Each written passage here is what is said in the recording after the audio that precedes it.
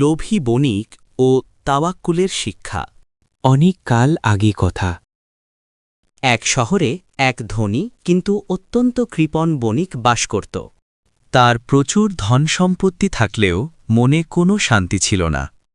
সে সবসময় আরও বেশি টাকা উপার্জনের চিন্তায় বিভোর থাকত এবং অভাবীদের সাহায্য করতে কুণ্ঠাবোধ করত। একদা বণিক তার বিশাল পণ্যের বহর নিয়ে মরুভূমির পথে অন্য দেশে যাচ্ছিল। পথে হঠাৎ এক ভয়াবহ মরুঝড়ের মুখে পড়ে সে তার দলবল এবং রাস্তা হারিয়ে ফেলে। সঙ্গে থাকা খাদ্য ও পানি ফুরিয়ে যাওয়ায় সে যখন প্রায় মৃতপ্রায়, ঠিক তখনই দূরে একটি ছোট কুঁড়েঘর দেখতে পায়। একজন দরিদ্র আবেদের সাথে সাক্ষাৎ। সেই কুঁড়েঘরে একজন বৃদ্ধ লোক থাকতেন, যিনি দিনরাত আল্লাহর ইবাদতে মগ্ন থাকতেন। বণিকটি তার কাছে গিয়ে পানি ও খাবারের জন্য আকুতি জানাল। বৃদ্ধের কাছে থাকা সামান্য খাবার এবং এক মগ পানি তিনি হাসিমুখে বণিককে দিয়ে দিলেন। বণিকটি প্রাণে বেঁচে গেল, কিন্তু তার মনের লোভ কাটল না। সে দেখল বৃদ্ধের কুঁড়েঘরের এক কোণে একটি পুরনো মখমলের থলি রাখা।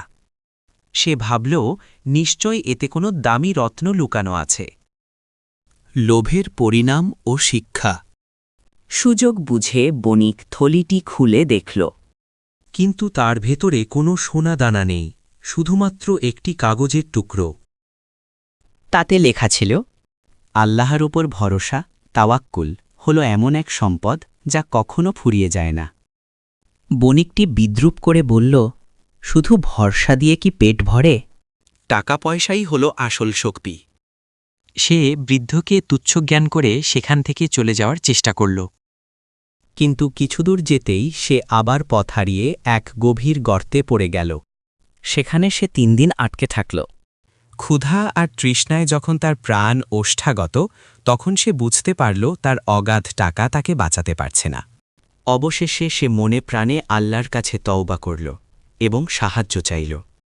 কিছুক্ষণ পর সেই বৃদ্ধটি সেখানে উপস্থিত হলেন এবং তাকে উদ্ধার করলেন। বৃদ্ধ বললেন, বাবা, তোমার সম্পদ তোমাকে পথ দেখাতে পারেনি, কিন্তু আল্লাহর ওপর আমার ভরসা আমাকে আজ এই জনশূন্য স্থানে তোমার কাছে টেনে এনেছে। গল্পের শিক্ষা। তাওয়াক্কুল, পার্থিব সম্পদের চেয়ে আল্লাহর উপর ভরসা রাখা অনেক বড় সম্পদ। বিনয়, অহংকার ও লোভ মানুষকে অন্ধ করে দেয়, আর ধৈর্য ও বিশ্বাস মানুষকে